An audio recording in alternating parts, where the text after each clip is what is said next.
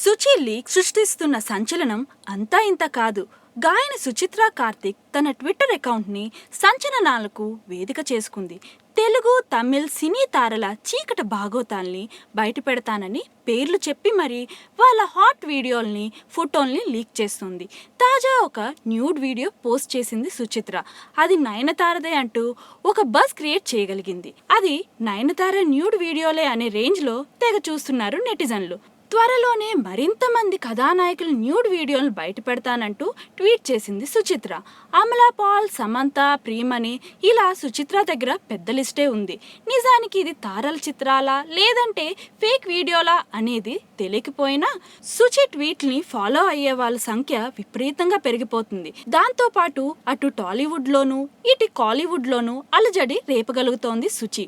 నిజంగా ఇవి సుచి పెడుతున్న పోస్ట్లేనా లేదంటే ఎవరైనా హ్యాక్ చేశారా అనే విషయాలు తెలియరావడం లేదు.